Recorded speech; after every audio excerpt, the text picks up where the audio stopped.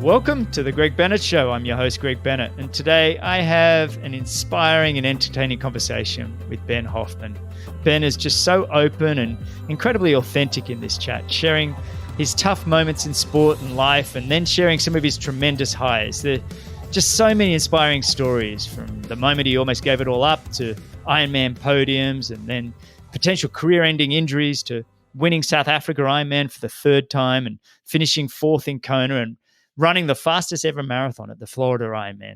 Ben just provides so many incredible takeaways in this one. I really appreciate him coming on and just sharing so much knowledge. It was just simply brilliant. Now, some housekeeping before we go on. If you're enjoying the show, please give me a review on Apple Podcasts. That would really help.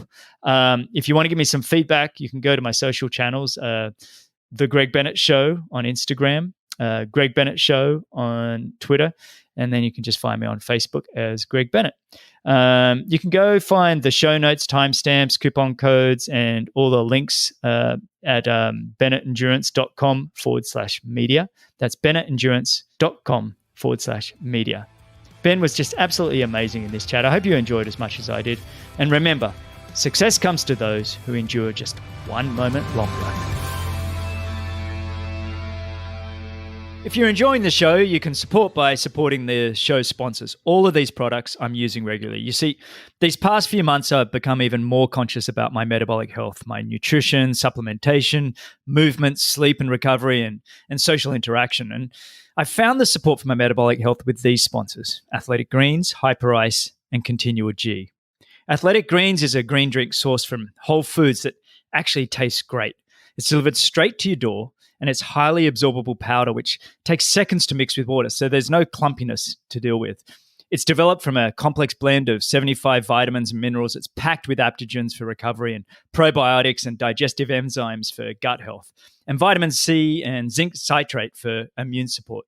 So Athletic Greens is designed to help fill the nutritional gaps in your diet.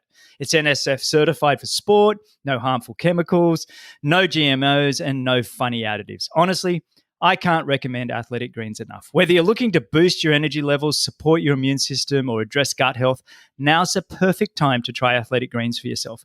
A number of my guests that I've had on the show take Athletic Greens regularly, including Timothy O'Donnell, Mirinda Carfrey, Tim Don, and Sebastian Kinley, amongst others. There's a great offer going on now for you to give it a try. Simply go to athleticgreens.com/Greg to claim our special offer of 20 free daily travel packets with your first purchase, a $79 added value, and get Athletic Greens delivered straight to your door. Again, that's athleticgreens.com/Greg. Now, with 2 kids and a business to run, time is limited. In the past, when I was a professional athlete with no kids, I'd line up the massages throughout the week to help with recovery and those niggling injuries. But now, I only use the various recovery tools from Hyper Ice. They work, they're easy to use, and they're time efficient. My go-to is the Hypervolt, the world's most powerful percussion massage device featuring Quiet Glide technology. Their vibrating foam rollers, thermal technology, and Normatec compression systems help you warm up faster, recover quicker, and simply move better. With Christmas fast approaching, yes, it's almost here, Hyper Ice products make the perfect gift for anybody in your life that you want to help support, get them, and keep them moving. Get $50 off all percussion devices now. No code needed, and get an additional 10% off with code GREG10 at hyperice.com. That's hyperice.com, HYPERICE.com, and use code GREG10 for 10% off. Finally, you're not going to believe this, but I have a new sponsor that doesn't sell anything. They just want to educate. It's called theglutathionreporter.com. That's theglutathionreporter.com. You can find them in my show notes. Why are they doing this? Well, it appears that medical doctors, scientists, college professors are sticklers for accurate information. And instead of complaining or getting into Twitter battles, these guys just build a website to reach out and teach people everything you want to know about glutathione. The reason I'm interested, and this is important, is that most consumers are wasting time and money on dietary supplements that don't work. And the best way to prevent this is to do your homework, form your own opinion, and make more informed decisions. So go to theglutathionreporter.com. All right. Today's guest is one of the greatest Ironman athletes in the world. For 15 years, he's chased the dream of being the very best in the world, and he's on the verge of making that happen with a second and 2/4 at the Kona Ironman World Championships. He has 7 Ironman victories, 7 70.3 wins, and when he's not winning, he's always on the podium. And in fact, in 2019 Ironman Florida, he finished second in a time of 7 hours, 48 minutes and 29 seconds. And in doing so, the fastest Ironman marathon ever recorded of 2 hours, 36 minutes and 9 seconds. That's an incredible sub 6-minute mile pace, or more specifically, 5 minutes and 57 seconds per mile, or 3 minutes 42 per kilometer for the entire marathon. Absolutely insane. He has a relentless work ethic, and I have no doubt that the Ironman world title is well within his grasp. He's been a good mate of mine and training partner for many, many years. Welcome, and thanks for joining me on the Greg Bennett Show. Ben Hoffman, how are you, mate? I'm doing well, Greg. It's great to be here. So, really appreciate the intro there. I was just thinking as you were reading all that stuff off that I need to have this little pep talk maybe the night before Kona next year as getting me fired up. Well, you're welcome, mate. I mean, I know it's been quiet in 2020, but I mean, that tail end of 2019, coming off Kona Ironman, where you were 4th in an 8:02, which basically would have won any year except for the previous 2 years, I think, in history of the sport. Then to back it up with that race in Florida, mate, it was just, I mean, it was about this time last year, actually. Actually, we're recording today on November 2nd. And I think that's the day you were in Ironman Florida. It was right about now, actually. You were doing it was early November. It's kind of crazy to think back that an entire year has passed and a crazy one, like you mentioned. But yeah, it really was a special year last year for so many reasons. Not just because of the racing side of things, but also because I became a father for the first time. We had Josie May born in September, right before Hawaii. But yeah, it was just a special year all around. And really, the one race you didn't mention out of the 3 Ironmans I did last year, which was South Africa, was also one of the best races I've ever had. I feel like we had a shortened swim, which was unfortunate, but I feel like had we not, it would have been close to a sub 8 performance on that course, which would have been, another one of my top of all time. And so it was just a great year all around. And I mean, it's crazy how much can change in 1 year's time. Well, it's funny. I mean, you look at that year, and you're also not mentioning the fact that in 2018, you had to deal with injuries and all of that. And I did see an interview after Kona last year, and you just said, "Look, I'm just incredibly grateful to be back, and I don't take it for granted now." When you have a year of injury and that kind of thing, it was just that gratitude that you had really affected your attitude all the way through the year. That's absolutely correct. I mean, I feel like it's easy after 15 years in professional sport, that I don't know, the dynamic changes, right? And maybe the novelty wears off some, you get into a different kind of grind about things maybe, and you focus on maybe some of the things that didn't really get you into the sport initially, just the original passion and the love of the day-to-day training. And maybe you focus a little more on the business side, whatever it is, it distracts you. And then, when you get away from racing like that, and when it's taken away, I mean, I still accept responsibility for what happened. I mean, my injury is something that I did to myself. I didn't see it coming. But, I was obviously doing the training. I was maybe a little malnourished. And so I think I'm responsible when it really comes down to it, but I didn't see it coming, and it felt like things were taken away from me. And so, in that moment of, realizing that I couldn't race anymore, even if I still wanted to, that's when it kind of really, drove it home for me, just how much I love the sport, the community of people around it, and how much I'm still burning to get out there on the race course and give my very best, because I can see, for me as a 37-year-old, historically, and also just, from, I guess, my own personal sense about things, that I probably only have a few more years of really giving it my very, very best on the world stage. So I want to make the most of them. And that's also part of why this year I think is really challenging, because, the silver lining is we have more time with our baby daughter. But for sure, I would think that, after my huge year last year, that if I would have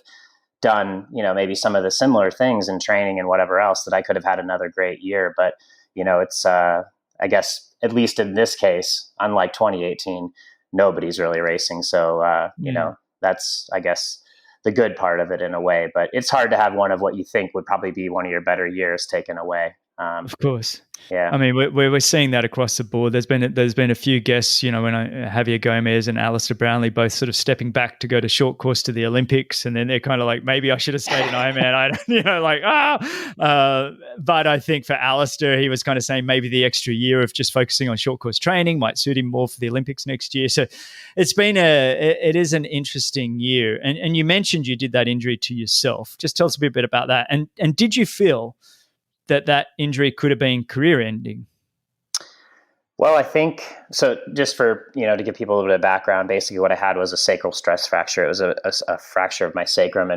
And this came on through repetitive stress in that area, basically, and a depletion of sort of, the minerals, the basics that you need in your body to keep really good bone health. And, it was one of those things where it was in the form of my life, and it was September, and I had done a 70.3 out in California, and Santa Cruz had done pretty well there. I was a little tired going into it. I felt like I gave a great performance, but it wasn't enough to win. I finished second, came home, got right back into hard training.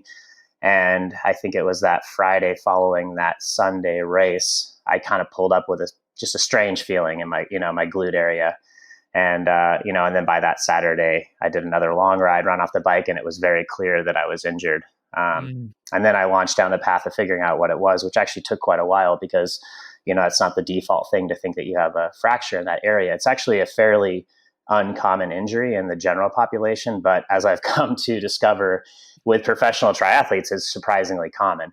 And I think that's just because of it's very, it's kind of any sort of stress fracture is usually going to be something where it's a long-term, like I said, depletion, on sort of a nutritional side where you're not getting everything you need to keep that bone health up. And what I came to understand was that in that area, you use a lot of calcium actually when you're out for long rides and runs and long periods, long cycles of training, endurance training. Your muscles actually need a lot of calcium to function, just like they need sodium, potassium, magnesium.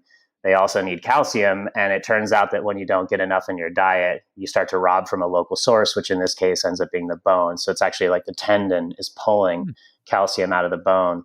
Wow. And through blood testing and, DEXA scans and everything that we went through afterwards, I sort of discovered that I am, a bit low in vitamin D, which is also not tremendously uncommon in endurance athletes.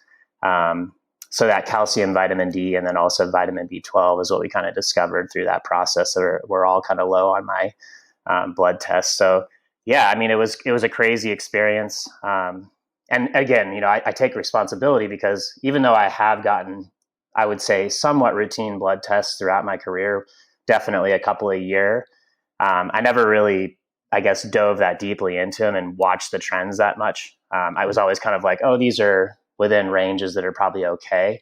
And had I looked a little bit closer, I probably would have seen that things weren't 100% right. So, I take responsibility for that. And, I think sometimes, even though professional athletes are so good at knowing their own bodies, sometimes you are also really good at ignoring the pain. And, at our level, if you're feeling pain, it's probably something that you need to pay a little bit of attention to.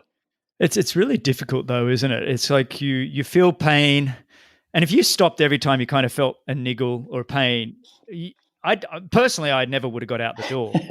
I'd be like in trouble. So it is that fine line of going, okay, have I gone too far, or is it just the body needing to warm up? It's like trying to understand it. What I love about that, or what you just said, is just the learning process. As professional athletes, you're constantly learning. You're constantly learning more about yourself. You're constantly learning what you can do better in terms of blood tests and understanding those results. And the problem with blood testing, and I've said it on this show before, is it is quite a snapshot in a moment, in time. And so it's very difficult to say, look, my blood test that I did back in March, showed this, this, and this. But you got to remember, I was coming out of winter and I was in a different kind of training block compared to what I did in September when I was in a high intensity block, coming out of the summer.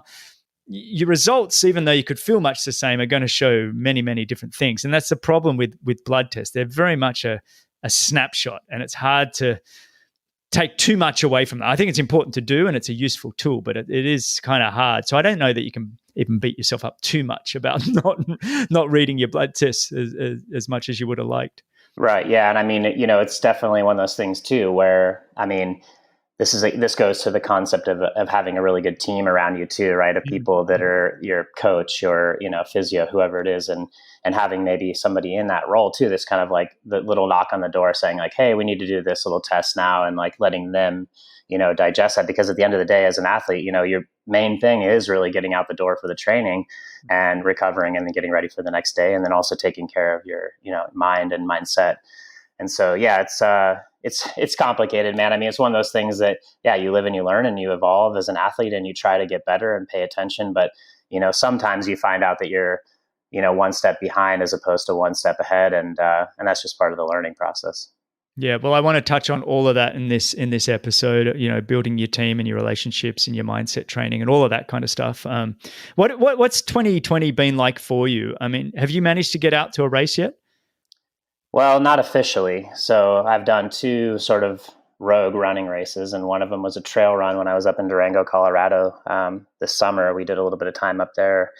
It's where I actually kind of started my professional career in Durango. Lived there for 4 years before I moved up to Boulder, and got to do some training with you and all the other Boulder athletes back in the day. But so we went back there just to kind of check it out and see what was going on, and also just to put ourselves in a little bit different environment in a tough year, and try to enjoy some of this downtime. But did a trail run up there that was kind of once again sort of an unofficial thing, and then I did a 10K running race the other day here in town that a friend organized with about 15 of us, so it was pretty low key. But in terms of a true real race, no, I haven't done anything like that. And I'm hopeful that Challenge Daytona goes off here in early December.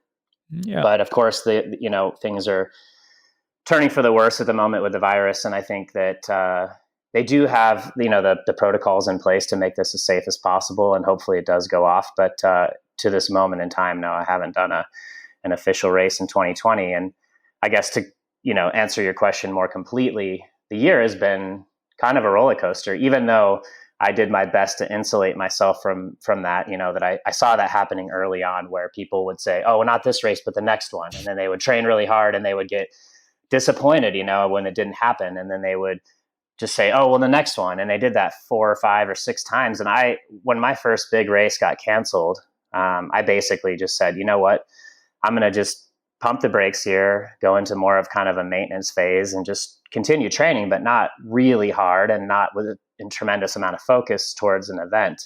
And I'm not going to burn any extra matches because I don't see the benefit in going down that path. But the funny thing is that I think even when you do that, and even when you kind of set up that buffer, emotionally, you still go through these highs and lows where, it's impossible, I guess, to completely insulate yourself from them. And I think everybody's going through them, whether you're financially okay or not, whether you've been sick or not. It's just, this is the reality of the world. It's a change that's happening. Humans are generally very uncomfortable with certain uncertainty and also with change. And so I think, no matter what we do, we're all kind of having those highs and lows. And so, yeah, it's been a bit of that, to be perfectly transparent. I think there's moments when I'm tremendously optimistic and enjoy this time to sort of reset, spend time with my family, and maybe not put all my energy towards the triathlon side of things. And then there's moments where I'm very much, a bit lost about things and kind of depressed, if you would say, that if you use that word, and struggling too. So yeah, it's been a mixture of everything. And the key for me is to kind of come back to the basics that I know that work for me.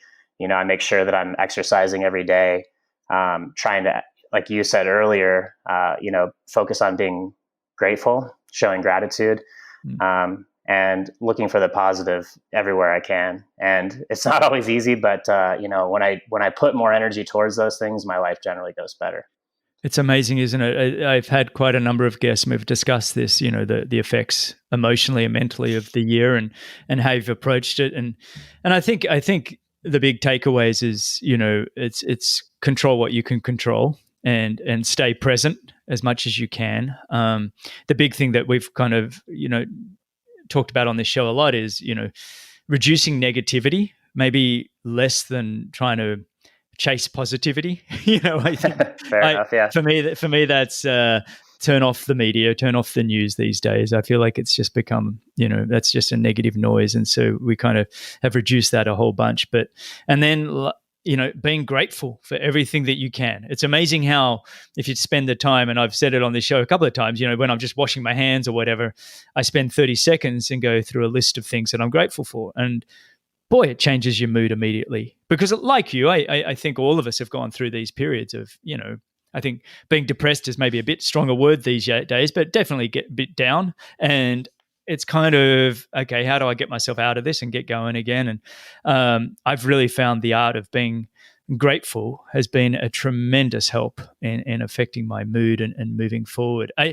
How's your preparation going for Daytona, Challenge Daytona, being that it'll go ahead? For people that don't know, it's a race in Florida, in Daytona, obviously, where it's $1.15 million prize purse, where they're flying in athletes from all around the world, triathletes, men and women. I think, how many are on the start line? It's quite a few.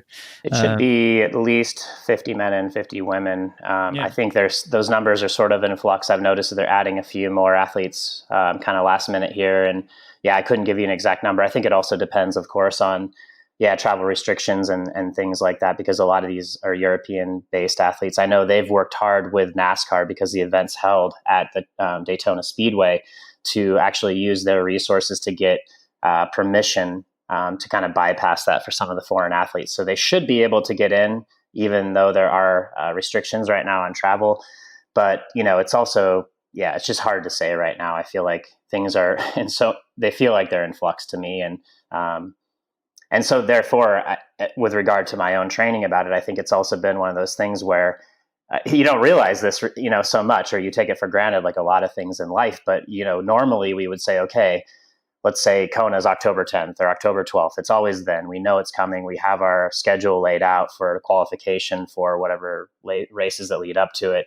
And, it's just something that we expect to happen. And with this season, and even with this race, I feel mostly confident that it will go off. But, I think that also plays into some of the day-to-day with me, where I'm like, I'm not hedging exactly, but just kind of, just sort of like, well, it's just different, I guess. And it's hard to find that next gear, probably. Yeah, it's a little bit different to envision. It's also it's not a first-time event, but it's the first time that it's had this kind of prize money, this kind of energy around it, this kind of field. And so, it's just different than, like, for example, for me, imagining Kona, where it's very easy to see myself getting in the water in Kailua racing, who I know is going to be there in top form. And so, but I would say on track for what would be probably a solid performance for me. I'm also realistic about this race. I mean, if you were to say, hey, Ben, what is your sort of ideal race dynamic and, scenario for a world championship event? Number one, I would not choose a distance that was probably less than Ironman, which this is. And, and that's just my strength. I mean, that's something that I recognize after many years of racing. Of course. And, this is, I don't want to sound like I'm making excuses. I have the utmost respect for the athletes that have been invited. A lot of them are short course specialists, ITU guys. Some of them have done half Ironmans, shown that they're very competitive at that distance as well.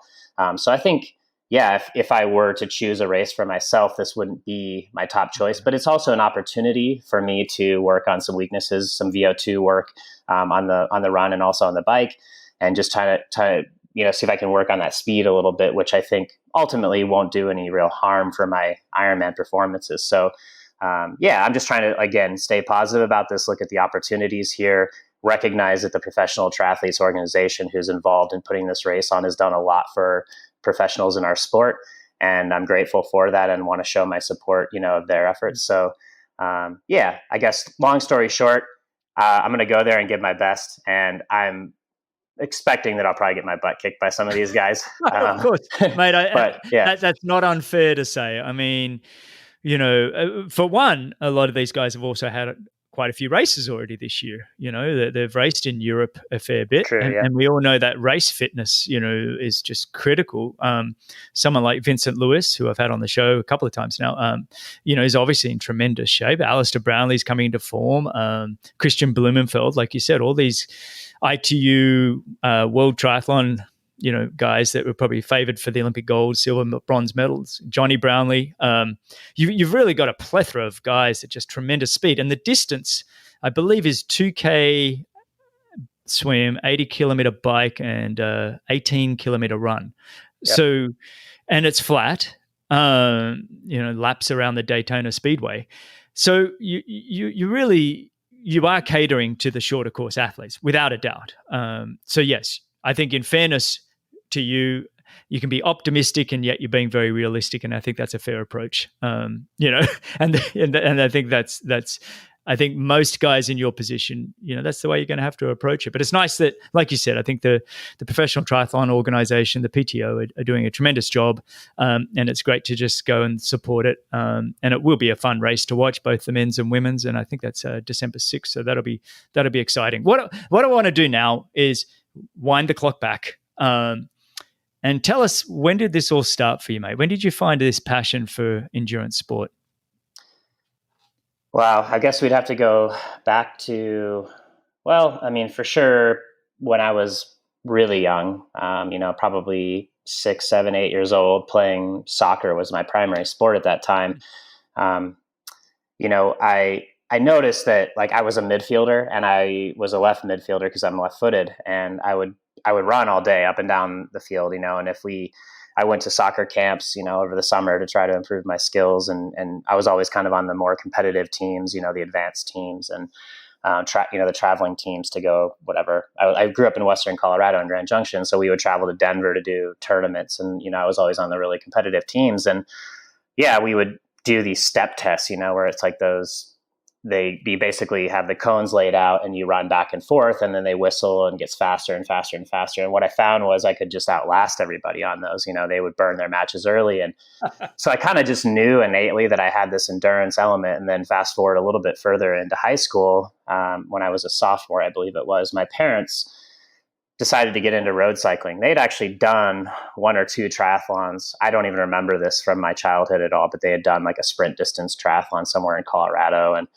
they had just done it for fun. But we got into some bike touring, some week-long tours, and my dad bought me a road bike. And same kind of thing. I would go out there and do these tours with him, and I would take off in the morning because obviously I was younger and, a little bit stronger and faster than they were. And I would ride ahead and ride with the groups and get into the pelotons. And, I got that experience, I guess, of riding on the road in a group, when I was in high school, and realized that I had pretty good endurance. I would get up to the next stop, whether it was 60 miles or 100 miles up the road, and I'd set up camp for my parents and myself, so I'd get there ahead of them, do all that. And that was kind of my first introduction to road cycling. But yeah, that was, I guess, and then also in high school, I ran 2 years on the track team. I ran the 800 meter. And thinking back to high school now and the way that I lived my life as a professional athlete, you're young, you're in high school, you're distracted by girls, going to parties, whatever it was. And I didn't put the real energy and focus into it that maybe some high school athletes do. But I was an okay runner. And I did, I think, for the 800, a 159, so it was respectable for that age and not having a tremendous amount of focus probably. But yeah, that was so I had some running background in that sense. And then in college, I went to the University of Montana in Missoula.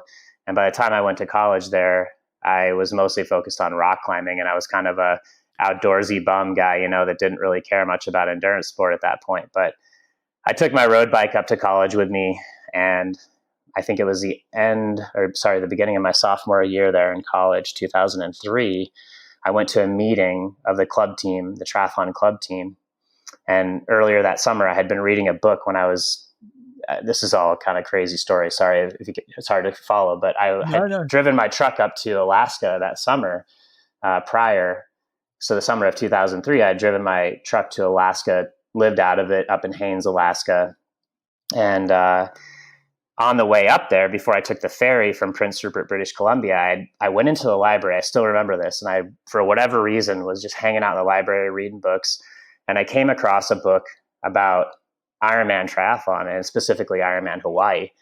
And I don't remember what the book was called or exactly the details, but it was like my first real, like, oh, this is a thing. And, it sounded kind of crazy, combining all these sports and really long and grueling, but it intrigued me. And so I got back to school that fall, saw that they had a club team meeting, went to it. And at the time, we had a really strong club team in Missoula. There was just some professionals around, Todd Struckman, Matt Seeley, a few of these guys that were part of Team Stampede. And, we had a really good university club team as well. So I joined that really, and, I just really clicked right away. I mean, I had to learn how to swim, which was, a terrible experience ultimately at the start. I had no swim background. So literally 25 yards across the pool, gasping for air. I mean, that was my, introduction in 2003. And anyway, got started training with them, loved it. And, realized I did my first race, 2004. It was a sprint distance. And Matt Seeley was a professional at the time. He was more of an Ironman guy, but we went head to head in that race. And I finished 19 seconds behind him in second place. And I was like, okay, like that's not too bad for my first race. And, I guess from that point forward, decided to pursue it a little bit more. And even though I was still a student and actually a pretty good student, I was more focused on triathlon for sure. By the time I graduated, decided to turn professional. And I guess I moved back to Colorado, started training in Durango. And then I guess it was 2010/11 when I realized that I'd kind of outgrown the resources in Durango and needed to up my game. And so I moved to Boulder and got connected with the crew there. And that just kind of opened my eyes to a whole new world of, a whole new level of training, I guess, and professionalism in the sport. So that was, 2011, and then settled in and, kind of found my two bases between Boulder and Tucson and started chipping away at the Ironman thing. That's awesome. But I love that story. I love the fact that you're a very good athlete, by the way. Anybody that can run a sub 2 minute, 800 meters in high school, that's clipping along, by the way. I think, and I think the only struggle is, like you said, was not having the swim. And so how difficult was that? I mean, you said it was really tough. Did you have a great swim coach at university there? What was that like? Because a lot of listeners find the swim pretty difficult to get a grasp on. Was that tough for you? It really was. And I mean, and in some level, it continues to be something that I, obviously have to pay very close attention to and be very diligent about, more so than cycling or running. Those seem to come a little more naturally. But I mean, it was a tremendous undertaking. And what I will say is that sort of my personality and the way I think about myself as an athlete in the sport, I especially applied my incredible work ethic to this, side of learning how to swim. And that didn't just mean that I was getting in the pool and thrashing. It was, like you said, I had a coach early on that said, hey, here's some things that you need to focus on in order to have proper technique, because we all know, and everyone says it, that swimming is technique heavy, and it really is. And you need to have that. I think you need to have that as your foundation. It's really difficult coming from other sports where, you're used to, I don't know, just being able to run however you run and, and maybe push a little harder and get away with it. I mean, at the end of the day, when you distill anything down, you need to have good technique, whether it's biking, running, swimming, weightlifting, anything. But I think that people are maybe a little bit more trained to thinking that they don't, that they're just used to thinking they can do a harder effort and go faster. And so they apply that to the pool.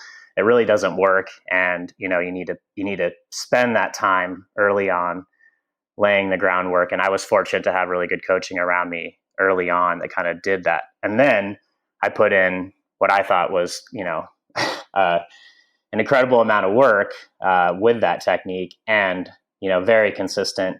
And as another point too, I was very patient, and I saw it as a long-term project. And as much as we all want instant gratification, I think I was also aware that in order to be, a top level swimmer in triathlon, it was probably going to be a 5 to 8 year project. And in the end, that's probably what it was before I started swimming front pack. That's awesome. That's such incredible discipline and patience. Because you're right. I mean, if you look at my swim stroke, you can tell that I didn't probably have a lot of patience. I was definitely the guy that was just trying to run through the brick wall with his swimming stroke. It was, I laugh sometimes you know my wife Laura, obviously, and so do the listeners. You know, beautiful swimmer, won NCAA swimming, just all of those kind of things, and probably one of the best swimmers the sport of triathlon's had in the women for sure. But we used to train together all the time, and there was this one time we were training down in Noosa, Australia, and we were just doing a 2K side by side, you know, and just going up and down. And anyway, we got to the finish, and this family came across with two young girls, and they came over and they said to Laura, "Oh my goodness, we've been watching you for the last 10 minutes just swim. It's just absolutely beautiful swimming. Girls, what did you think?" "Yeah, she's wonderful. Yeah, yeah." The dad looks over to me and goes, "Not you so much." It's like, you bastard. You're like, is this productive? Do you really need to be telling me this? Like, Yeah. let's just focus on how good her swim stroke is. Yeah, exactly. No need to put the insults out, mate. But I mean, it really has been funny, the comparisons that people have between Laura and I. And I wish I'd, in my youth, you know, because I started swimming. I mean, I was always in the surf. I grew up, you know, obviously surf swimming, and but I wish I'd spent a little bit more time, you know, honing in my skill set of technique, because it is such a technical sport. And when was it then that, you know, you said you went to Durango, decided to become a professional athlete? Was there a moment where you were like, okay, I'm going to step this up and really go all in? Was there a moment of intent, or was it just kind of a gradual thing over time? No, I would actually say there was a moment like that, and it was I guess it was going to. If I had to rewind back, I've got to get my years right here.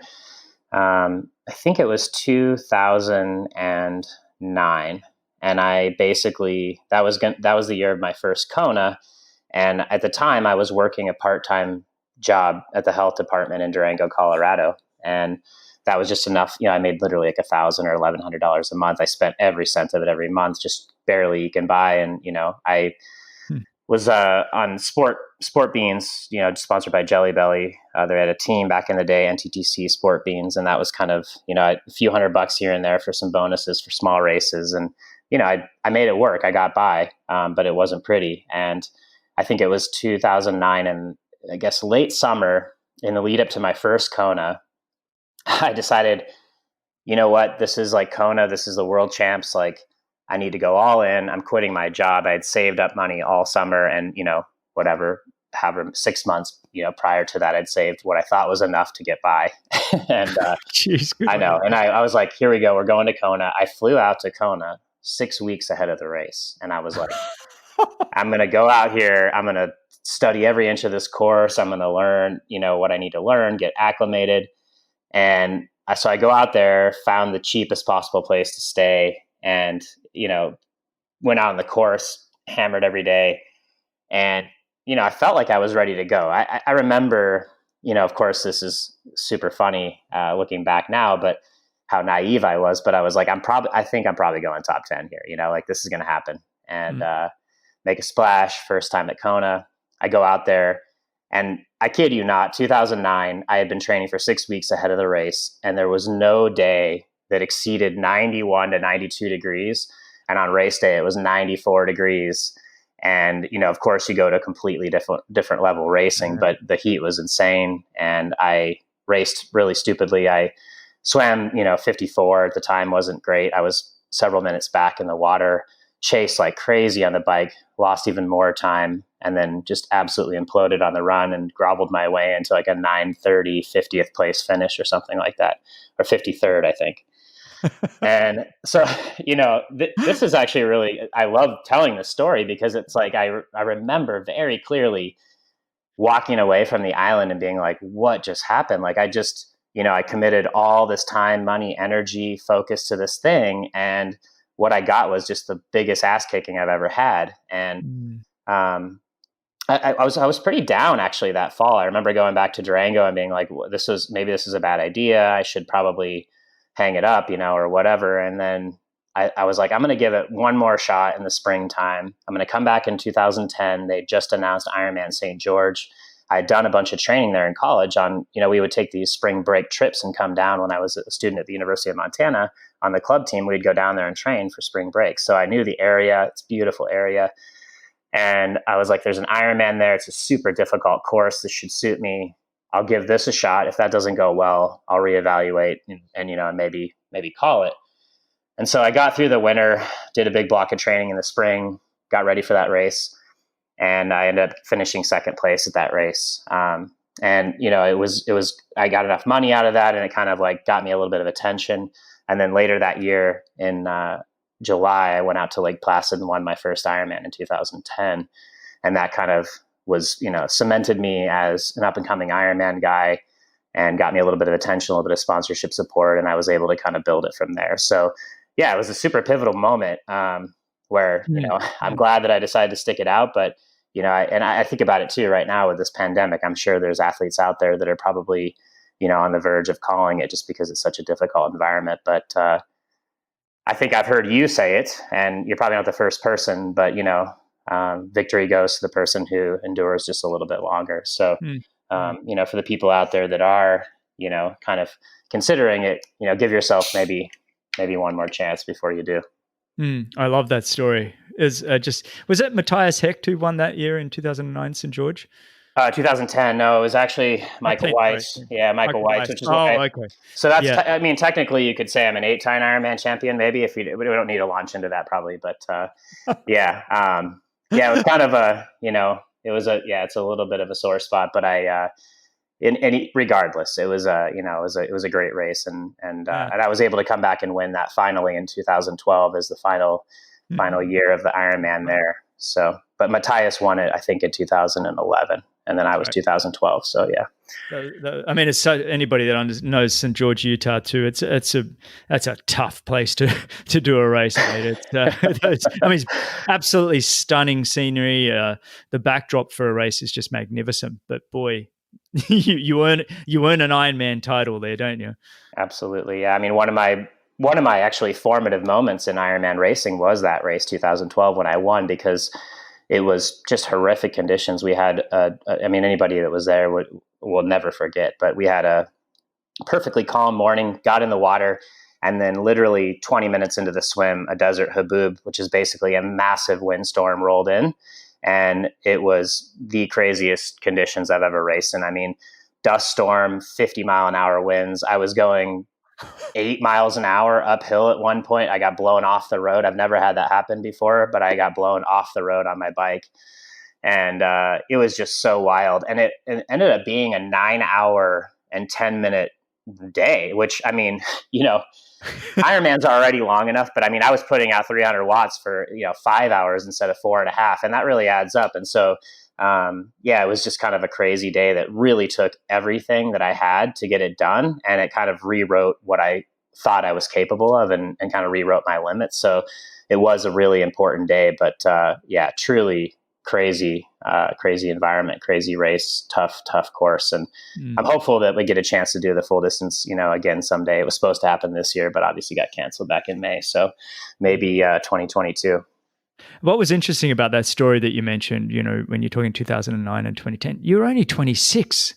And in terms of Ironman, I mean, that's incredibly young. It tends to be, for those that don't realize, it tends to be that most athletes spend their time kind of racing and focusing on the Olympics and the short course style of racing. And maybe in your late 20s, early 30s, you sort of transition to the longer, more mature sport of Ironman. But you kind of went straight to it, didn't you? You didn't spend a lot of time in the short course world. It was always Ironman for you?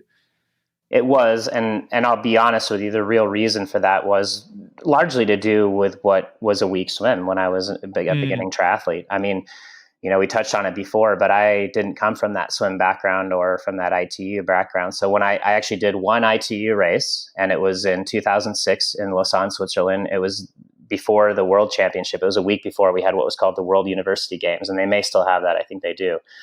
And I was part of the USA team because I had done well at collegiate nationals for triathlon. I'd actually won collegiate nationals in 2006 in Reno, Nevada. So I got an invite to go over to this race in Lausanne, Switzerland, and I got pumped. So, it's kind of one of those things where I was like 38th place or something like that. And I was like, what was the point of this? I mean, I came out of the water 2 minutes down in a 1,600 meter swim. And it was like, I was way back, chased all day. Even my ride time didn't compare to the front guys. And because they're working really as a well-oiled machine up there, they know what they're doing. And then I ran okay, but it wasn't anything special. And I just kind of was like, well, this is probably not where I belong. And I don't really regret it. I mean, that was just the reality of the situation. I think I probably could have spent more time focusing on it. But I'll be honest with you too, part of my vision when I started this sport, and I touched on the fact that it crossed my mind that maybe I would hang it up, back in 2009, 10, because I did. I came, from a family of hardworking, parents. And I think it was always something that I valued hard work from the very beginning, but I cared about having it show something in terms of the financial side. And it was important to me to build a business to prove that I was actually making a living. I think to be a true professional in the sport, that's part of the definition, right? Is that you actually make your living at it. So, so I think that I kind of looked at that and I thought, well, I see some of these ITU kids that are hanging around, maybe trying to get to the Olympics, maybe not even in this Olympic cycle, but the next one. And it's like, I just didn't see how that was going to be something that I would be comfortable with or that would be sustainable for me. And I didn't want to wake up when I was 40 and really have nothing to show for it from the financial side. I think that was probably a lot of it for me. Just the reality that I didn't have the swim or probably the run to be competitive at ITU at that time in 2006. And I just think also innately my physiology, is geared towards probably the longer, more diesel type work. Just a quick mini break before we get back to the show. I just want to remind you guys to go check out athleticgreens.com/Greg. Sign up and get your free 20 daily travel packets with your first order of $79 added value. That's athleticgreens.com/Greg. I think if I was to break you down, and we've done many long runs together and we've done some crazy long bikes together as well, is your strength, but your economy of movement.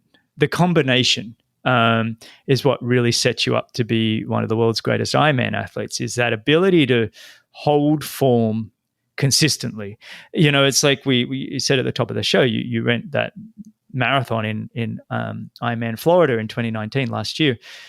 And, holding sub 6 minute mile pace, 342 Ks, as I said, it's not speed. Anybody that's a runner understands we're not talking about it being fast, but we have to understand that that is the fastest marathon ever done on the tail end of an Ironman.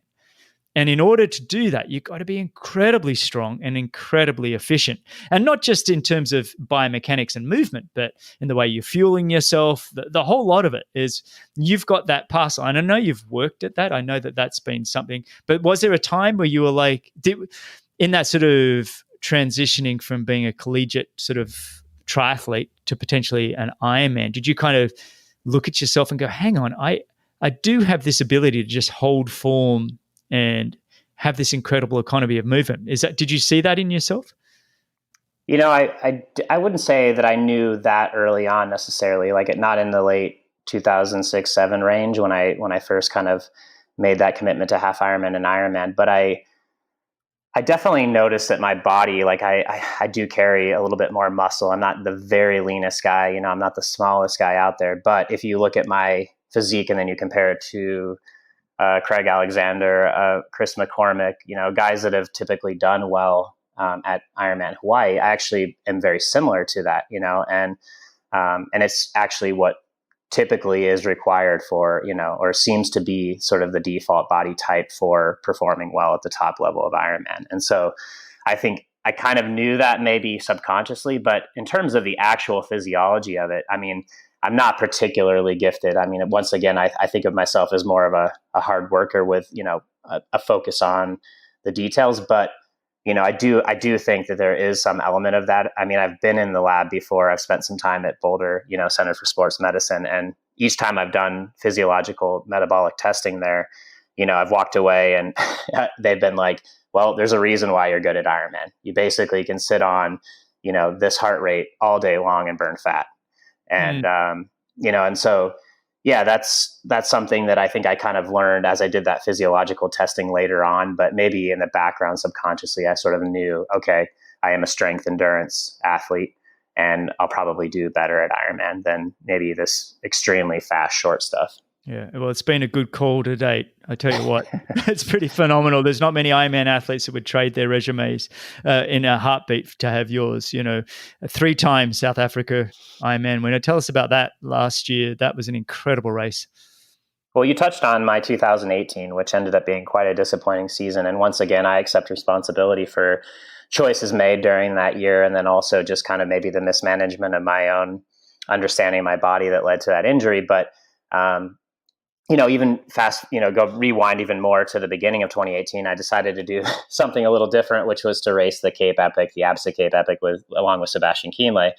And, that was, maybe not the smartest choice I've ever made in terms of my Ironman career.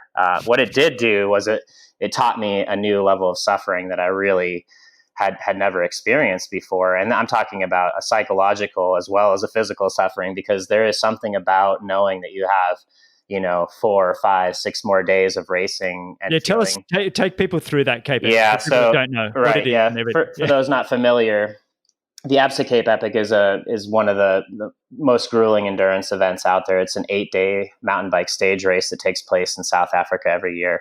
And basically you have an opening prologue that's relatively short, kind of a time trial.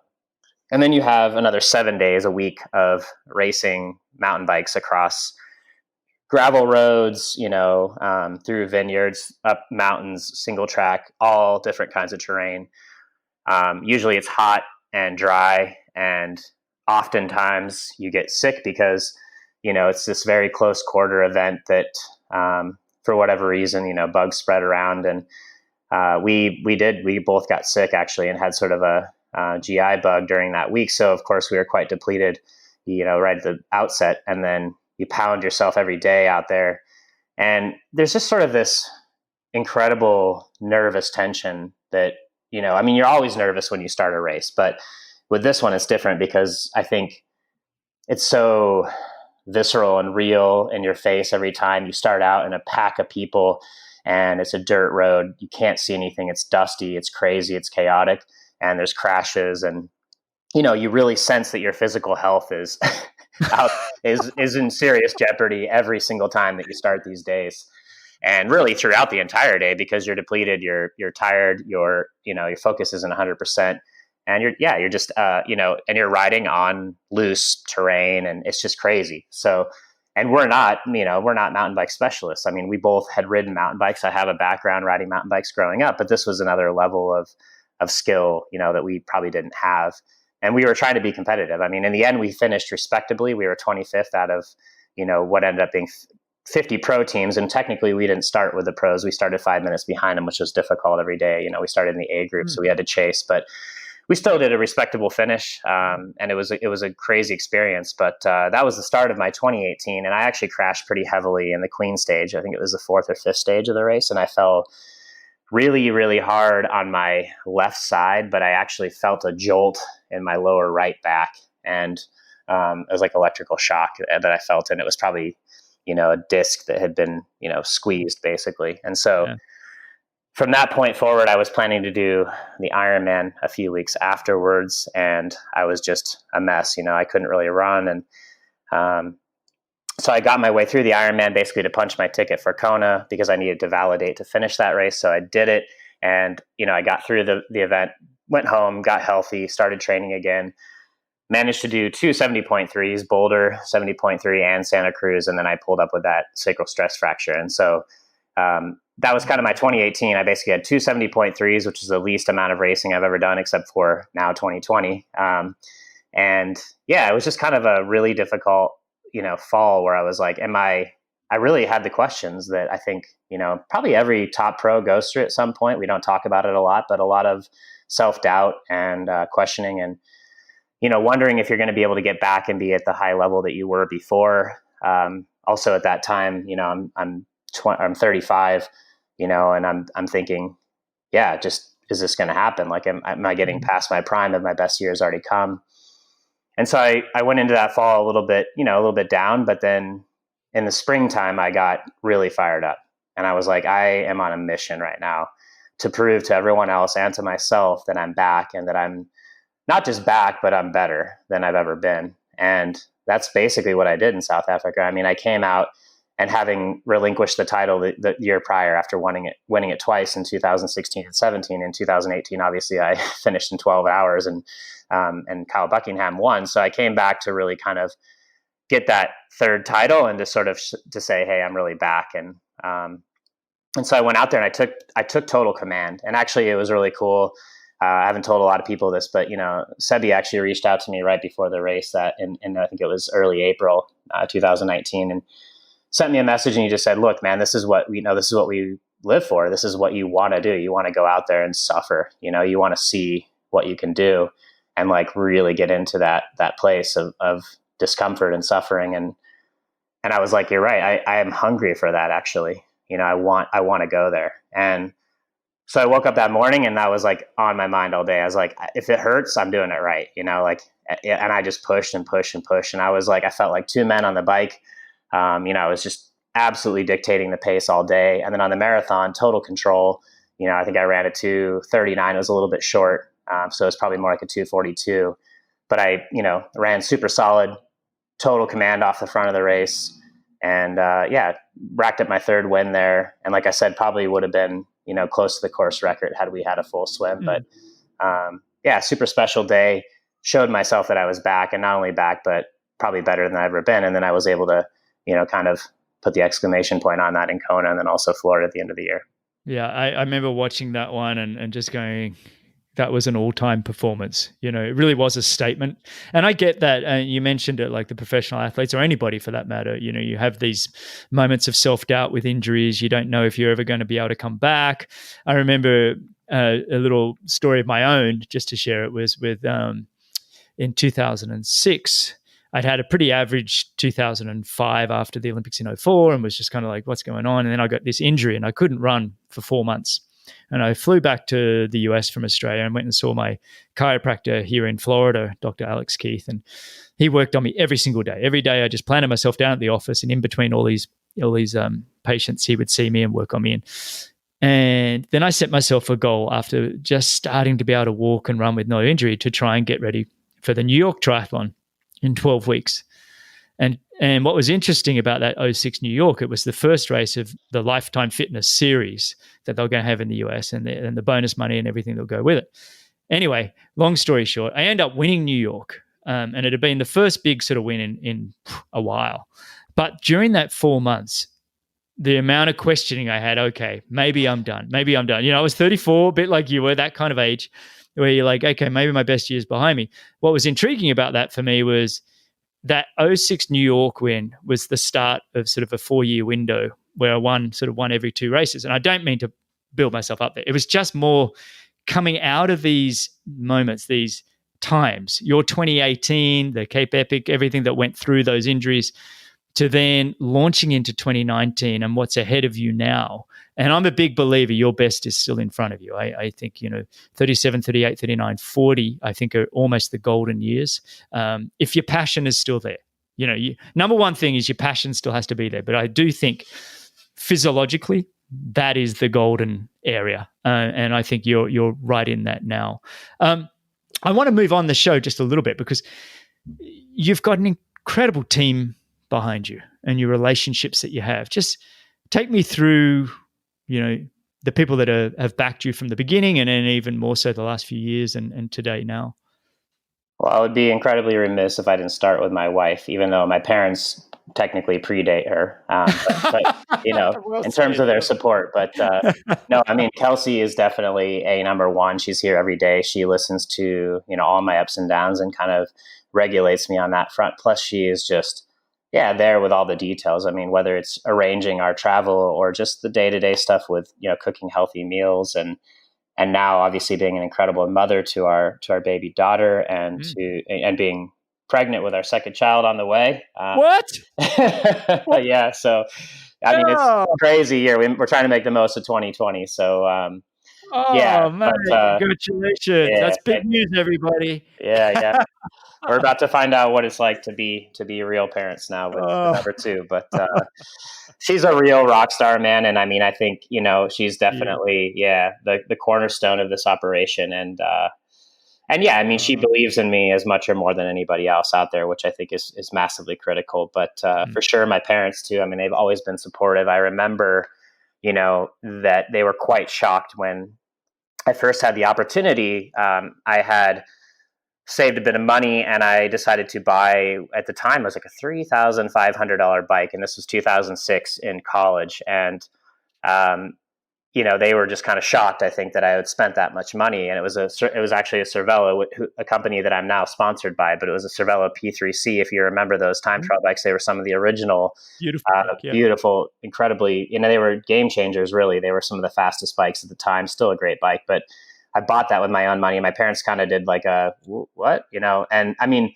that was as far as they ever went in questioning me, because the truth is they've been, were supportive really all along and have been, massively supportive. So I feel very fortunate that way that my dream to pursue this sort of niche sport and make it a career wasn't just something that they completely dismissed right away.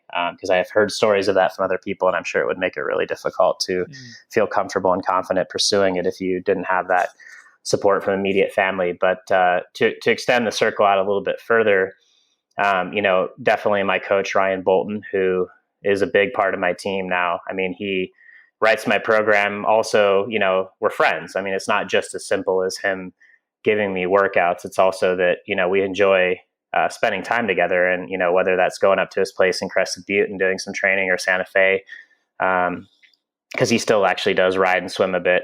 And he's actually annoyingly fit most of the time, where I'm like, how am I not dropping this guy right now? But yeah, he's awesome. And I have total confidence. He's a guy that raced in the Sydney Olympics as an ITU athlete, but then also went as far as, racing and winning Ironman at Lake Placid.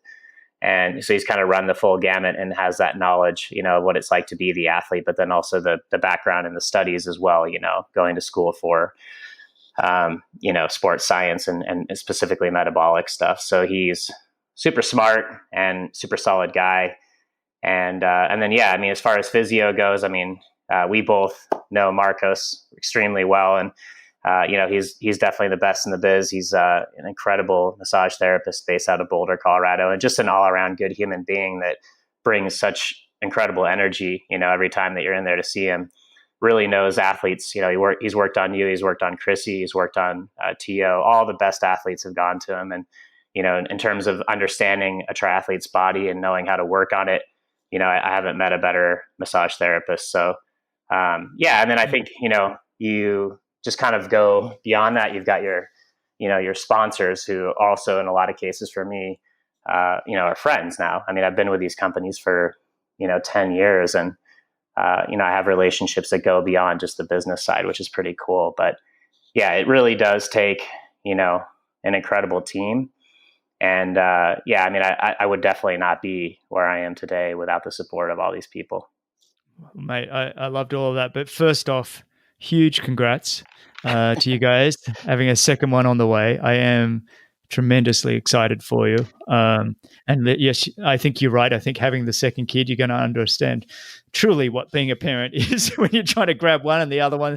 It's like, I don't know. That's how our life has been anyway. This 2020 for Laura and I is just like, hang on. I mean, the thing is, you mentioned having control earlier, right? Or controlling the things that you can control. Yeah. And I am a firm believer in that. I actually do think that that's a great principle in theory. However, I also think that, sometimes recognizing that control is an illusion is important.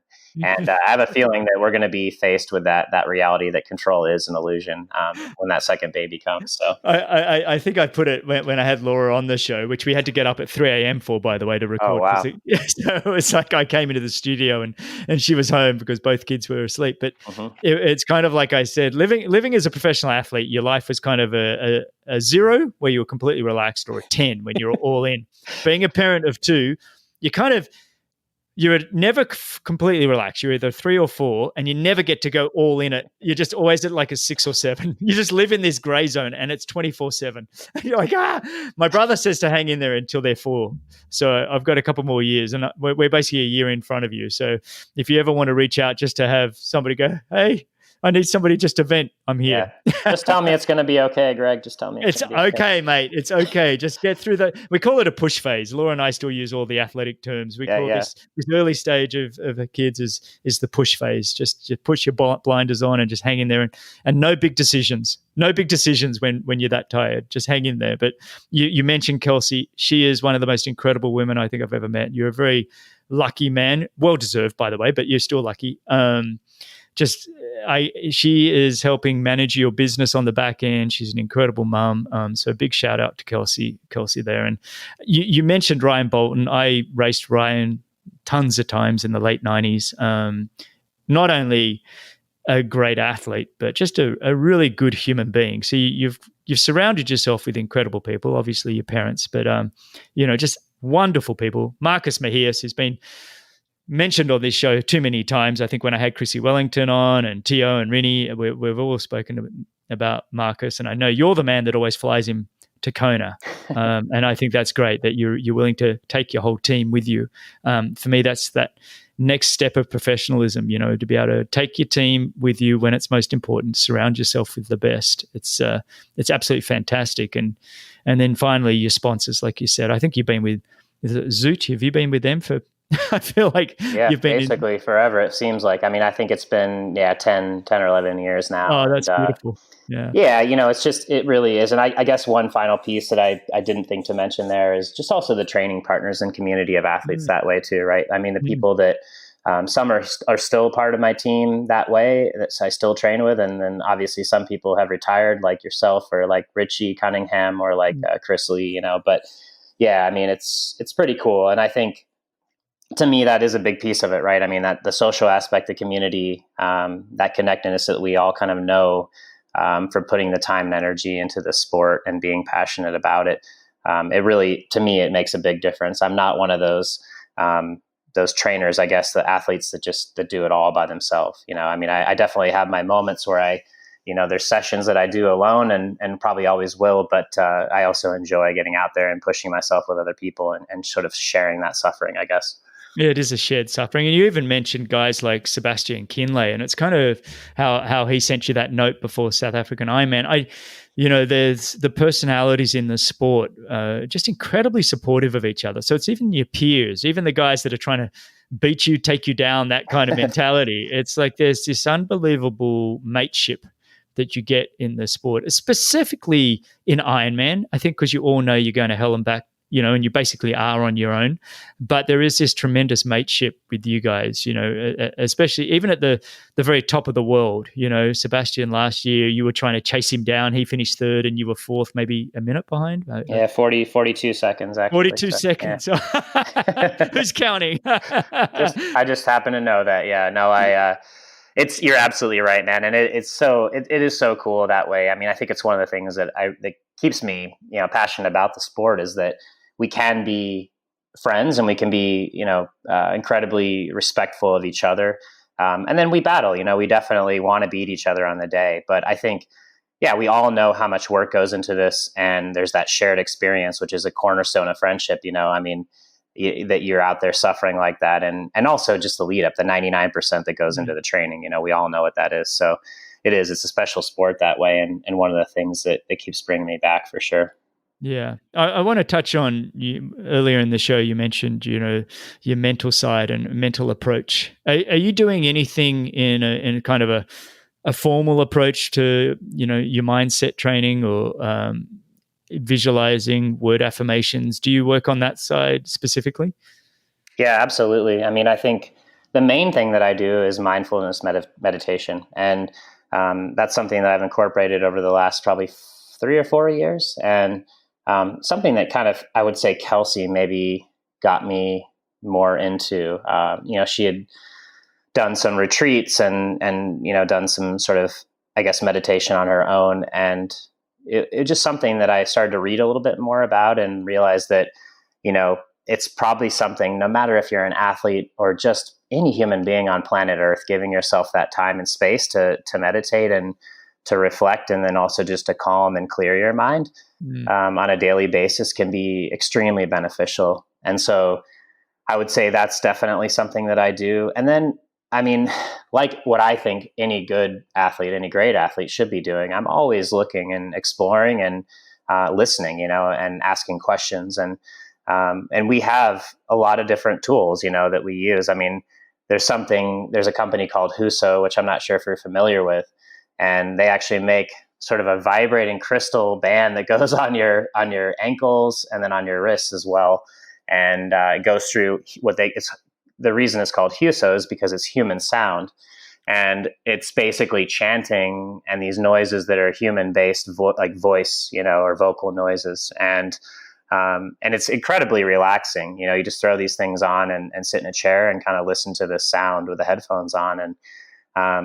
And even that, I mean, it's its own form of meditation. But yeah, and then as far as the positive affirmations, absolutely. Visualization. I mean, I do all of those things. And I think the positive affirmations, the way that I guess approach that is more through reading. I actually just kind of try to find books that I think are, applicable to all areas of life, but in particular sport. And then, read these sort of quotes and sayings and things that get me to hone in on, I guess, on that mental side. And really at the core of all of it to me is self-belief, right? I mean, that is really what it comes down to. And it's difficult. It's one of the most difficult things to believe in yourself, but it's also like the number one way to have success, especially in, Ironman racing, I think, is to believe that you have the ability, and that to really trust yourself, I guess. You're right about that. I think I've mentioned on this show that I think confidence was one of the things that I really struggled with probably for the first 10 years of my career. I think I left a lot of potential wins, where I should have done a lot better than I should have. And basically because I just didn't believe in myself. But I think for me, it took a while. It took a little bit of the pats on the back, that was a good result. Actually, I think I could do one better. Okay. I can finally get it. And then you kind of start taking ownership of going, actually, I can be the best in the world at this. It's kind of hard to have self-belief if you haven't had those pats on the back. I think it comes gradually, and maybe that's why I was a slow learner. It took me a while to get going. I mean, I don't think that's necessarily the case. I mean, to me, that is the process, right? It's this constant process of increasing that self-belief, and it doesn't just happen overnight or in one result or whatever it is. It's this sort of constant process, and then, like you said, I think the ownership element is when you take it on and realize that you actually have a big role in that maybe it's not everyone else patting, you on the back, but it's actually you patting yourself on the back and saying, hey, like you are, capable of doing this, and then believing it yourself when you say it and owning it and realize, and that's scary too, because I think when you do that, you launch into a different realm. And the flip side of that is that sometimes the failure stings a little bit more too, and you, I guess you are a little bit harder potentially on yourself when you don't have the result that you really believed and still probably believe that you're capable of having. But like we all know, failure is also a massive component of growth and, future success. So again, that's just about mindset and the way what your attitude is towards those failures. Mate, that was all brilliantly said. I love all of that. I mean, I think that taking ownership of your self-belief is just huge. And I think you're right. I think by doing that, you often do feel like you're putting yourself out there for a greater failure, but that's where the learning is. So I think it's a win-win. So you might as well do it, right? I mean, it's like, why not? Yeah, I mean, and that's really that. I will say, just because that triggers something in me too, a reminder of just sort of a mindset shift that I've had over the last couple of years. That I think when you're younger, sometimes there's a lot of programming that happens throughout your life when you're younger, and a lot of it has to do with sort of these knee-jerk reactions to what we think are negative experience or bad, quote unquote.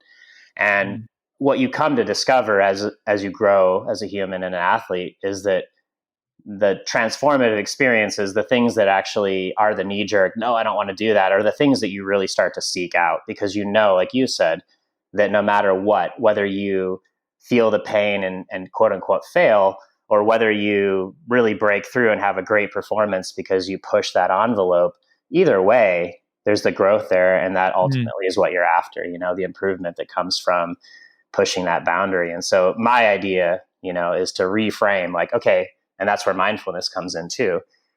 What am I feeling right now? Why am I feeling that way?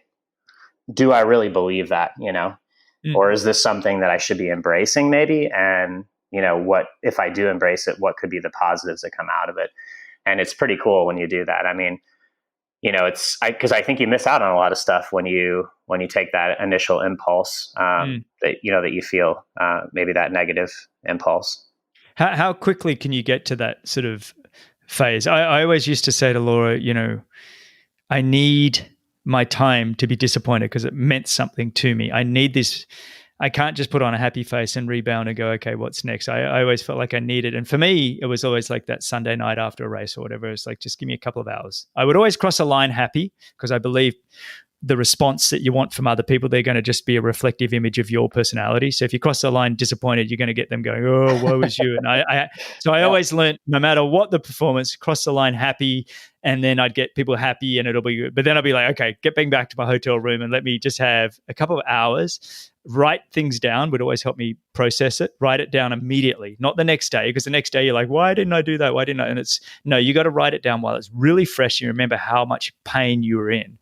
And that always was helpful. But for you, that getting to that point of, okay, this was a learning experience rather than just simply looking at it and being disappointed. Is that a switch, or how do you get to that point? Well, like a lot of things in life, I feel like you have to relearn lessons all the time, right? I mean, it's amazing how you can feel like you've really got something down, and then a couple of years pass and you're like, oh yeah, I thought I knew that. I guess I'm relearning it again. So I don't want to say, in absolute terms that like this is something that I have nailed down. I don't, but I do think that, again, with the mindfulness training, that you are more cognizant and you maybe get there a little bit sooner, and you realize that, that this is not a productive thing. And maybe there's something else I could be doing, or a way that I could be approaching this, an attitude that I could be having that would be more productive and beneficial for my development and my future success. And so I think everyone is totally different. And I by no means do I think there's like a right amount of time or whatever it is. But I think just having that ability to, again, be mindful, check in with yourself and say, what is it that I need? And if you need that time and you need it to be 2 hours or a couple of days or whatever it is to lament your poor performance, then if that turns out to be the recipe for you being better the next time around, then great, But for me, I found that the older you get and the more performances you have and some of the better performances you have, you realize once again, like I did in 2018 after coming off that injury, and then 2019 performing well, that I just have that much more confidence now to back myself and say, okay, if I had a bad race or something didn't go well for a few months in my training or whatever, I'm not going to freak out about it, because I believe that I can come back from this if I do what I know to be the fundamentals here. If I get back on track with a few of these, then I'm going to be fine. And I'll have confidence in that. So it's just a maturity thing. And it's probably different, for different ages, different people. But everyone has their process. I'm still working on mine. Like you said, man, I mean, I'm a work in progress. Absolutely. We're still evolving, mate. But the one thing you and I have is very strong women behind us. So they're not going to let us wallow for too long. That's absolutely true. I mean, Kelsey definitely keeps me in check, where it's like, she does the thing where you often hear, and I mean, this is not to be stereotypical, but I think you often hear that females will say like, I don't want you to solve my problem. I just want you to listen to me. Well, I found myself sort of saying that to Kelsey the other day, where I was like, I don't want you to solve my problem. And she's like, well, I get that. And she's like, and you've been, complaining about this for too long. So now I need to just step in and offer my opinion about how we maybe solve this, because, I've heard too much of it, basically. So I was like, yeah, you're probably right. I need to stop complaining about this. You and I, we're living a mirrored life, mate. It's a pretty good one, though, I will say. It's absolutely, but they'll put us in our place. I get it, and then sometimes you're like, yeah, I gotta man up a little bit here. What the hell? Yeah. I know. It's quite a slap in the face. Yep. I love it. What about sleep and recovery? Tell us a little bit about what you're doing these days. Are you prioritizing sleep, and what does that look like for you? Well, certainly the dynamic has changed a little bit with, a young baby. She's, not super young anymore. She's now 13, going on 14 months. But, I mean, we've been fortunate in that sense, I guess. I mean, she's been a good sleeper overall. And when we were getting ready for Kona last year, when she was freshly born, a month out from the race, I actually slept in a separate area of the house in a guest quarters that we have. And, was able to kind of distance myself that way so I could continue getting sleep, because I really am a big believer in, sleep, almost as much as anything else, as being probably the number one most critical recovery tool that we have. And I tend to not try to say anything too concrete about what exactly you need, but you need restful sleep. Whatever that means for you, you need to get, adequate restful sleep every night. And for me, that ends up being about 7 to 8 hours, actually. I mean, I know they often talk about the 8 hour being a magic number, but mine's a little bit less than that, I find. I can be in a heavy training load, go to bed at 8 to 9 p.m. and then be up early in the morning, 4:30 or 5, and be pretty good to go, throughout that entire month, 8 to 10 week period of hard training. So yeah, but no, I do think that that's massive. And I've taken, I've tried to take in the information that's current and then also apply what I can. The only thing I haven't tried, amazingly, I thought about doing it, is a weighted blanket, but I have done virtually everything else. I mean, I do take a little bit of melatonin, which is not only potentially, beneficial for sleep. I take 3 milligrams. It's about the smallest amount you can take, but it also apparently is quite a strong antioxidant. So that can be good at certain times in certain training cycles. But I have a chili pad that I use depending on the season, the weather. It's a cooling device that goes on the surface of your bed and pumps basically cold water or warm water if you need that. And then we try to keep the room, nice and cool, plenty dark. I'm definitely sensitive to light. I actually sleep with earplugs, and I find that works for me on a few levels. I'm definitely sensitive to sound, but then also when I travel somewhere into a new environment, it's almost like a trigger from my mind where I put the earplugs in, I'm out, so that works well that way. But big believer in sleep. And I mean, we have all the recovery tools, but probably the most natural one of all, the one that works the best, is just getting really good rest every night. I love all that. I have the chili pad as well. I had to buy one of those this year. I was nice. I wasn't sleeping well. I was waking up at that 1 or 2 o'clock, really hot every night. And I was like, yeah. So we started experimenting with the chili pad. And like you, I want to try that weighted blanket. I haven't actually got around to it yet. I take a magnesium glycinate before bed. Do you take anything like that? I really get a heavy sleep with that. I actually do take magnesium, and I found that I do think that it helps relax the muscles a little bit. And I've basically, those are the two things that I take: magnesium and melatonin at night. Yeah. And then for supplementation in the day, it's pretty basic. I take a multivitamin, a fish oil, and then because I discovered that I was a little bit low on vitamin D, I take a vitamin D supplement and a B12. So those are the 4 that I take during the day: magnesium and melatonin at night. And the other thing, actually, that does play into this is CBD, which is something that in the last couple of months, well, probably 5 months, that I've been experimenting with as sort of a sleep aid as well. And I think it's one of those things that you have to experiment with for a little while to find what really works as a dosage for yourself. I tend to metabolize basically anything that goes into my body pretty rapidly, which is probably true for most athletes out there, especially Ironman athletes that are doing a lot of training. But early on, when I first tried CBD like a year and a half ago, I didn't really notice anything from it. And then I kind of realized that I probably just wasn't taking enough, and that the quality of the product that I was using before probably wasn't up to snuff and wasn't a full spectrum product. So yeah, that's another one too that I encourage people to check out if they haven't already. Which product do you use? Which CBD do you use? I actually have a yet unannounced deal that's coming through. But yeah, it's a company called Champions and Legends. So that'll be a partnership with me moving forward. They're a relatively new company in the space. They're full spectrum, you said? Yes, they do. Yep. Okay, yep. Perfect. And because it's interesting you mentioned those two, melatonin and CBD, because Dr. Ara Sapaya, who was on just 2 weeks ago, one of the most brilliant men. If you get a chance to listen to an episode, just absolutely blew me away. one of the greatest functional sports medicine doctors in the world. And his journey to get to that point is just remarkable. And he works with all the professional golf and tennis players. And he said, that's what he's using is exactly what you're describing. The melatonin, sometimes the melatonin on its own, sometimes the CBD on its own, sometimes a combination. And you also mentioned the magnesium. I just want to be clear because there's so many different magnesiums out there. The magnesium glycinate is the one you want for sleep at night. Yep. We take a magnesium threonate during the day after my episode with Dr. Mansoor Mohammed, who's the geneticist, one of the world's latest DNA geneticists, just brilliant man, and told me that basically I need to get out in the sun or supplement with vitamin D as well, that I'm never, no matter what happens, my body's not going to be very good at receiving the sunlight and transporting it and everything else. So those guys were really helpful in me understanding what I needed. And I think getting some kind of a ancestral type test could be, for people listening, not so much you, could be very interesting to get an idea of what you need for supplementation and nutrition. In Dr. Ara Sapaya's episode, he was sort of saying, look, I look at each client and I kind of figure out their ancestors. He said, look, I'm from Malaysia and India. We eat a lot more carbohydrates along the equator there.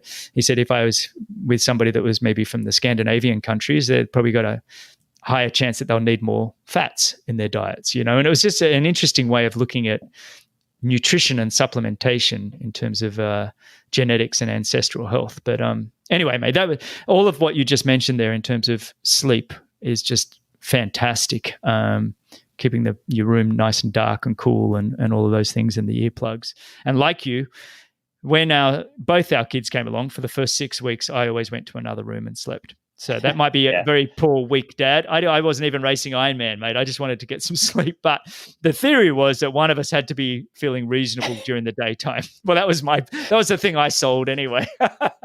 Well, I mean, the truth of the matter too is that, and I know this gets said often, and maybe it's a bit of a cop out too, but I do think that especially in those early, months, that the child really does want the mother, and oftentimes, especially very, very early on, it is about the breastfeeding, and that's not something that I'm capable of doing. So yeah, that was kind of my rationale as well.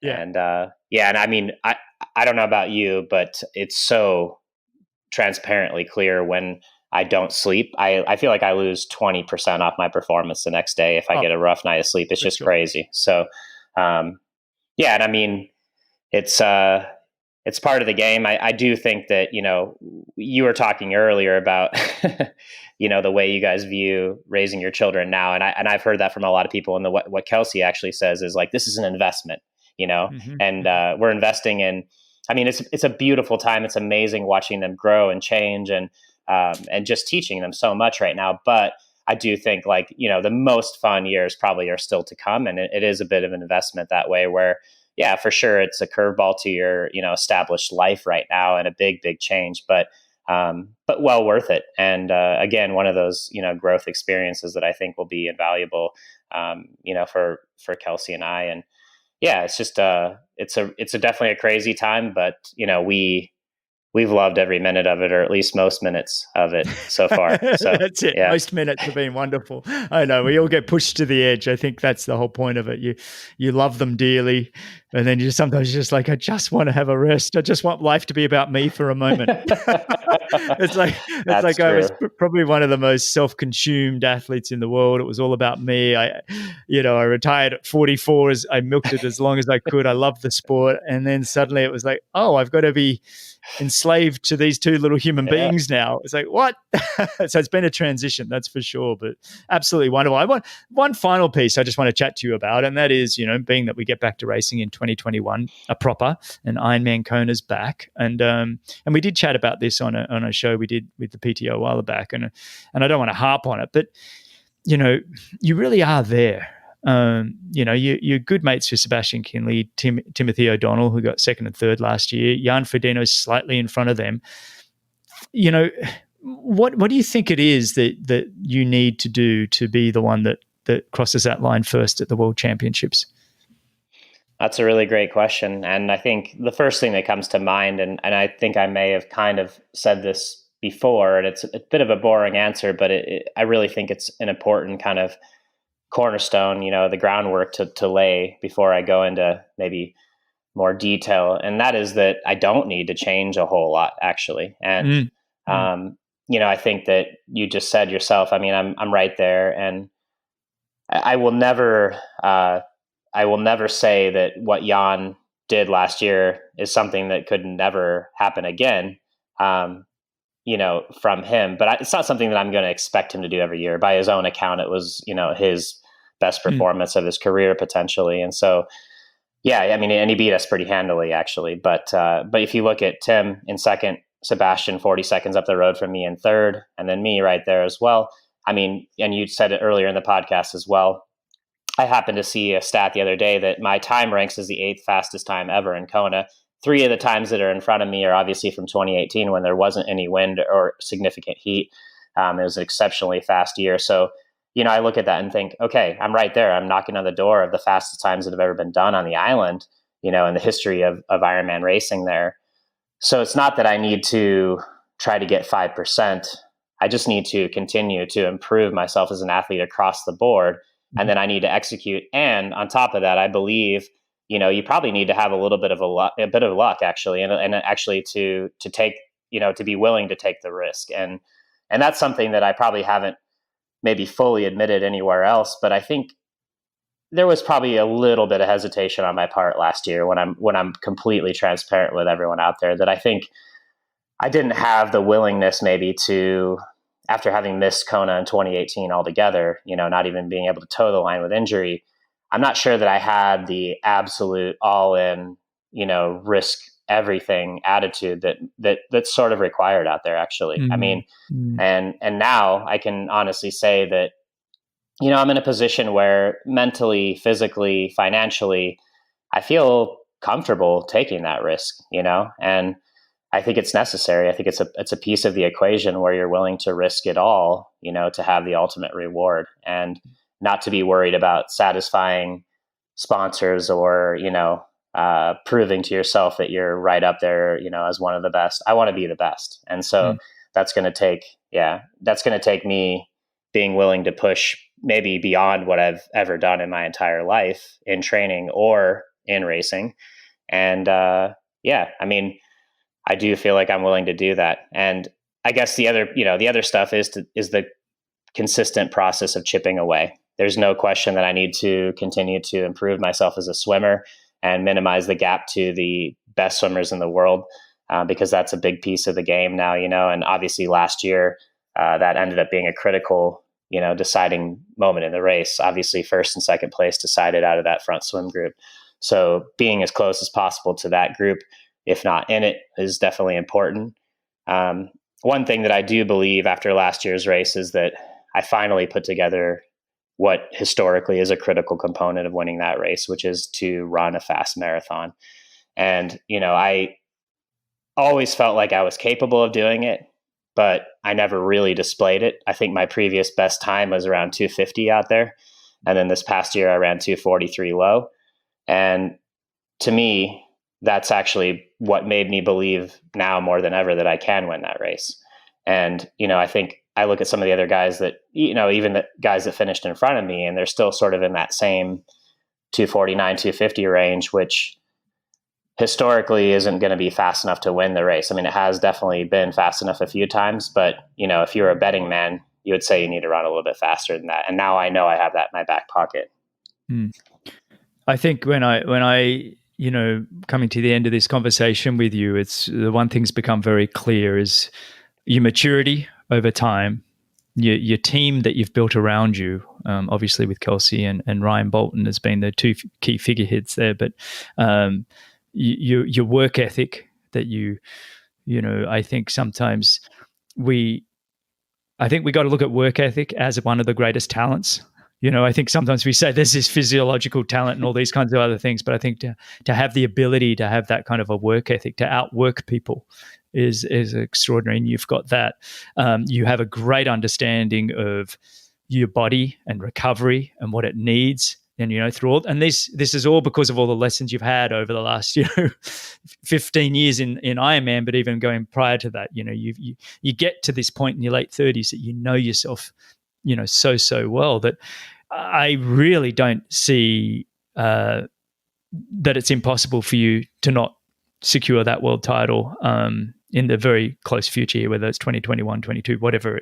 I think you've got a couple of years here, and you're willing to be daring, and that is the final ingredient, I think, of a great champion. Yeah, there's that freedom, right? There's that Right. Yeah. freedom of I'm allowed to be daring now. I've paid my dues. I've been consistent. I've been there enough, and now I can just light it up and see what can happen from it. And so I think that's just extraordinary. And mate, there's just been incredible chat. It really has. We can be mates on a bike for a couple of hours and all sorts of things, but it's very rare that we just get to sit down and well, for me, listen to the mind of a great champion. So I really appreciate you coming on, mate. So next up is you've got a race at the end of the year here where you'll do your very best at Challenge Daytona. Hopefully it happens. Where can people follow you, and where are you posting these days? Yeah, I would say that the thing that I'm most consistent with when it comes to social media probably is on Instagram, and that's just B Hoffman Racing, at B Hoffman Racing, and then that's also my Twitter handle, and then of course I have a Facebook fan page. That's Ben Hoffman Racing, so feel free to check that out. And perfect. Yeah, I mean that's kind of the main stuff that I do, and try to give you a little glimpse into my life here and there. I'm not sure I'm an expert on the social media stuff, but I do enjoy engaging with people on there. And I would say quickly too, I wanted to go right back to what you just kind of said as a final piece of that whole, discussion of Kona. I think, and we've been talking about it through this podcast, and I think your podcast in general does a good job of exploring this. But one thing that people just don't also talk enough about. I mean, you want to see, you've got to improve your swim, you've got to improve your bike, you got to get faster at running, you've got to do, metabolically, you've got to be able to do this and this. At the end of the day, and I mean, I think you can speak to this, when it comes to racing and top level performance, there's so much of it that is mindset. And we touched a lot on it. I mean, self-belief, et cetera, but it's also just the vibe, right? Like the passion, the hunger, the desire to suffer. And then also just having things in your life be aligned, right? I mean, your relationship with your significant other, that passion that comes for me last year, a lot of it was knowing that I was going to be a new father. It just got me so excited. And I thought about this new dimension of my life that was happening. And, I have a little bit of a background in just reading and studying Zen Buddhism. And, I think to do like a very basic summary of what Zen Buddhism is for people out there, I always think of it as sort of a general appreciation for life. And so I think when you get into that sort of Zen state where you're just looking around and seeing things positively and you're being like, you're just vibing on everything, you're in that state of mind where you see opportunity instead of negatives. And it's going to take that too, for me to have that performance out there, to be in that state of mind. All of my best performances in Kona have been when I've flown to the island, gotten off the plane and been like, I am genuinely happy and excited to be here and see what I can do. And, it's crazy because after all these years, you can't necessarily control that. But I think being aware of it is the first step in order, to make it happen.